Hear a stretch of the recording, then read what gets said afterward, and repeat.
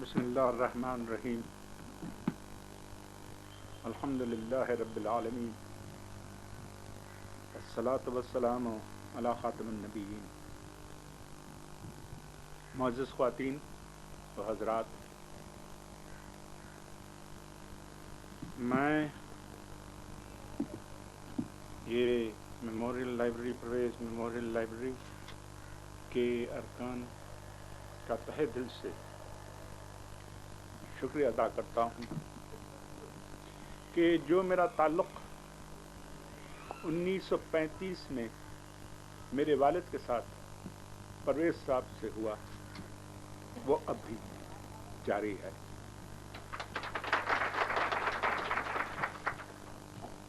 میں کچھ زیادہ تو نہیں کہوں گا کیونکہ مجھ سے پہلے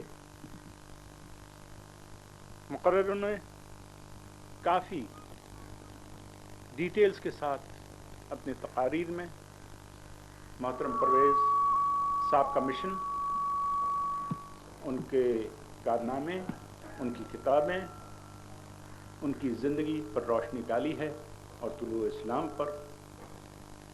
میں صرف دو ایسے واقع ہوئے جن میں انہوں نے مجھے اس زمانے میں 36 اور 37 میں سبق دیا جو آج تک میں بھول نہیں سکتا. پہلا تو انہوں نے مجھے الحمدللہ رب العالمین کا مفہوم بڑے واضح طور پر بتلایا. کہا یہ صرف وہ نہیں ہے کہ ہم اللہ کی تعریف کرتے ہیں جو رب ہے تمام دنیا کا. کہا اس کا مفہوم بہت گہرا ہے. ان میں سے چند یہ ہیں کہ اے اللہ، جب ہم چلتے اور پھرتے ہیں تو تیری یہ سورج دیکھتے ہیں، جھاڑ دیکھتے ہیں، پہاڑ دیکھتے ہیں، ستارے دیکھتے ہیں، چاند دیکھتے ہیں، روشنی دیکھتے ہیں، بارش دیکھتے ہیں، فصلیں دیکھتے ہیں، دریا اور سمندر دیکھتے ہیں، اور انسان کو دیکھتے ہیں جس کو تو نے بنایا اور جس نے بہت ایسی چیزیں بنائی جس سے ہماری زندگی کے معاملات آسان ہو گئے. تو بے ساختہ میرے منہ سے تیری ہی تعریف نکلتی ہے اور کسی کی تعریف نکل نہیں سکتی. اس سے آگے انہوں نے یہ کہا کہ اس کا یہ بھی مفہوم ہے کہ اے اللہ، میں کسی اور کی تعریف نہیں کروں گا، کیونکہ اگر میں نے کسی اور کی تعریف کی تو اس کا درجہ بلند کر دوں گا اور اپنا درجہ گرا دوں گا. اور وہ امہ یا سوسائٹی جو اللہ تو قائم کرنا چاہتا ہے، جہاں یگانیت ہو، جہاں کوئی بڑا اور چھوٹا نہ ہو، وہ قائم نہیں ہو سکے گی. یہ دو چیزیں ایسی ہیں کہ جس سے میرے اصول زندگی پر بڑا اثر پڑا. اور وہ اصول یہ تھا کہ اگر مجھے خوف ہے تو محبت کی وجہ سے یہ خوف ہے کہ اللہ کہیں مجھ سے ناراض نہ ہو جائے. اگر مجھے ڈر ہے تو یہ ڈر ہے کہ کہیں اس راستے سے میں ہٹ نہ جاؤں کہ اللہ کا عذاب مجھ پر نازل ہو جائے. اور اگر مجھے لالچ ہے تو یہ لالچ ہے کہ اس کی راہ پر چل کر خدمت خلق خدا کر کے اس کی کہیں خوشنودی حاصل ہو جائے. اور تمنا ہے تو آخرت میں بخشش کی تمنا ہے. یہ سبق اور دوسرے بھی بہت سے ان سے گفتگو میں ہوتے رہے. اب وہ سارے قصے تو آپ یعنی مجھ سے زیادہ بہتر جانتے ہیں، لیکن ان کی ملاقاتوں سے میری زندگی پر جہاں دوسرے بزرگوں کی تعلیمات تھی، وہاں ان کی بھی تعلیم نے میرے اوپر بڑے گہرے اثر انداز کیے. میں صرف ایک جگہ پر کریکشن کرنا چاہتا ہوں، اور وہ یہ کہ پہلے کہا گیا کہ تحریک پاکستان تو سیاسی تھی، اور یہ سیاست میں رضا طلوع اسلام اور خود ملوث نہ ہوئے، تحریک میں شامل ہوئے. یہ غلط فہمی ہے. تحریک پاکستان کیا تھی اور پرویز صاحب کیوں اس میں شامل ہوئے؟ تحریک پاکستان اس لیے تھی کہ ہم نے کہا ہمارا دین اور ہماری سیاست علیحدہ نہیں ہو سکتے. ہمارا دین اور ہمارا رہنا سہنا علیحدہ نہیں ہو سکتا. ہمارا دین اور ہماری تجارت علیحدہ نہیں ہو سکتی. ہمارا دین اور ہمارے گھریلو معاملات علیحدہ نہیں ہو سکتے. ہمارا دین اور ہمارے دنیائی معاملات علیحدہ نہیں ہو سکتے. یہ سب اسلام کے ماتحت ہیں. اسی وجہ سے پرویز صاحب آگے بڑھے، اور اسی وجہ سے پرویز صاحب قائد اعظم کے نزدیک ہوئے، کیونکہ اس شخص کے دل میں بھی تڑپ تھی اسلام کی، اور اسی بنیاد کے اوپر ہم نے پاکستان حاصل کیا. لیکن افسوس کہ پاکستان حاصل کرنے کے بعد ہم یہ بھول گئے کہ کیوں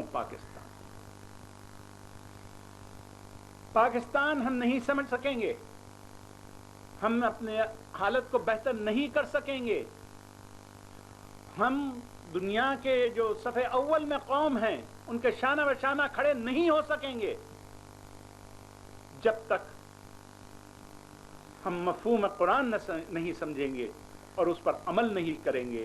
اور جب کریں گے تو دنیا کی تمام طاقتیں ہمارے سامنے نہیں، طریقہ اسلام کے سامنے جھک جائیں گی اور ہم کامیاب ہوں گے. میں ایک گنہگار ادنا سا انسان ہوں. بہت دیر کے بعد مجھے یہ سمجھ آئی کہ پارٹیز کیا ہوتی ہیں، اور جب یہ سمجھ آئی، اس درجے پر پہنچا، تو میں نے دیکھا، میں نے یہ سمجھا کہ صرف دو پارٹیاں ہیں. ایک تو متفقین کی، صالحین کی، مسلمین کی، اور دوسری ہے کافروں کی، منافقوں کی، منکروں کی. تیسری کوئی پارٹی ہو نہیں سکتی. اگر ہم تیسری پارٹی بناتے ہیں اور بنائی گئی ہیں تو ہم اسلام سے دور جا رہے ہیں.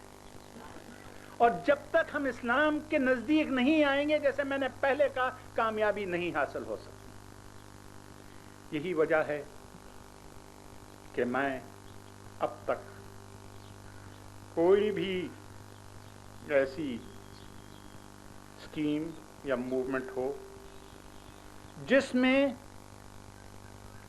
پرویز صاحب نے،